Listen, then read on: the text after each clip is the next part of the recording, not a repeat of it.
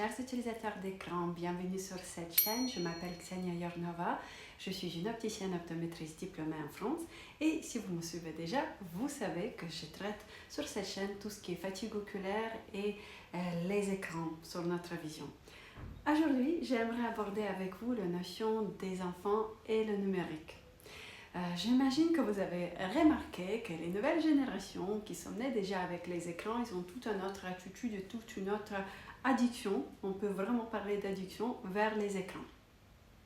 Et je viens de faire une vidéo sur Instagram et je pense que c'est une bonne blague même, mais un peu triste, qu'on n'a plus besoin de connaître la date de votre naissance pour déterminer l'âge ou la génération à laquelle vous appartenez, mais il suffit de regarder votre port de cou pour déterminer donc votre génération et l'année de naissance.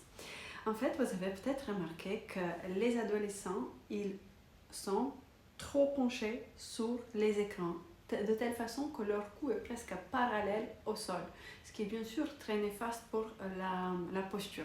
Et moins vous êtes jeune, plus vous appartenez aux anciennes générations, plus votre posture sera meilleure. Ça va s'appliquer pareil quand vous êtes assis devant un écran d'ordinateur à travailler. Chez les adolescents, je trouve qu'aussi ce qui est très problématique, c'est qu'ils ne descotchent vraiment pas leur regard des écrans, même quand ils marchent. J'habite à côté d'une école et à côté, il bouge, il veut participer aussi à la vidéo. Mon cher poussin, bon, peut-être qu'il veut aller d'ailleurs derrière mon dos pour que je sois plus confortablement installée. Bon. Donc je disais, j'habite à côté d'une école et à côté d'un tennis club. Et j'ai remarqué que quand ils marchent après leur entraînement ou après l'école, ils marchent avec les écrans. Vous pouvez m'expliquer ce qu'ils sont en train de faire sur leurs écrans aussi importants? Ce n'est pas des traders, ce n'est pas quelqu'un de la finance, ce n'est pas des gens qui gèrent des sommes colossales ou qui travaillent tellement sur les écrans. Non, pour la plupart des fois, d'après ce que j'ai compris, c'est des jeux ou des séries qu'ils sont en train de regarder. Et ils marchent, ils se parlent, mais ils se parlent à peine. Ils vous rentrent dedans parce qu'ils ne voient pas où ils vont. Non seulement ils rentrent dedans dans vous, mais en plus ils peuvent trébucher, ils ne voient pas ce qu'il y a devant eux.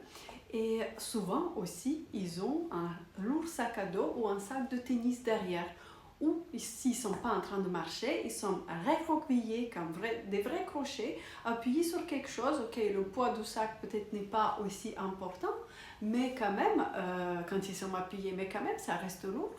Ils ont le cou mal penché, ils ont les yeux qui sont rivés et qui convergent sur une distance si proche et rapprochée. Ils sont en train de, on pourrait dire, escompter leur vue. Donc je trouve que c'est très important pour les générations anciennes, pour les parents, de transmettre des gestes de bonne hygiène oculaire qui montrent qu'en fait, qu'il existe des exercices avec le corps et les yeux qu'on devrait faire sur les bases régulières, qu'il existe également des notions qu'on devrait intégrer, comme qu'est-ce que c'est la distance de repos, pourquoi c'est important de bouger les yeux, mais avec quelle fréquence, pour faire attention qu'on ne bouge pas trop, qu'il existe d'autres exercices qu'on pourrait faire. Et bien sûr, les enfants copient le comportement des parents.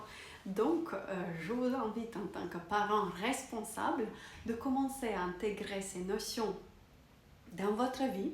Utilisez cette chaîne, utilisez mon compte Instagram. Si vous travaillez pour une entreprise, peut-être parler avec vos RH pour qu'ils souscrivent les ateliers avec moi pour que vous puissiez ensuite expliquer certaines notions aux enfants. Si vous êtes à l'école, peut-être vous travaillez avec l'école, parce que c'est très difficile de percer à l'éducation nationale. J'ai essayé, mais ça prend trop longtemps.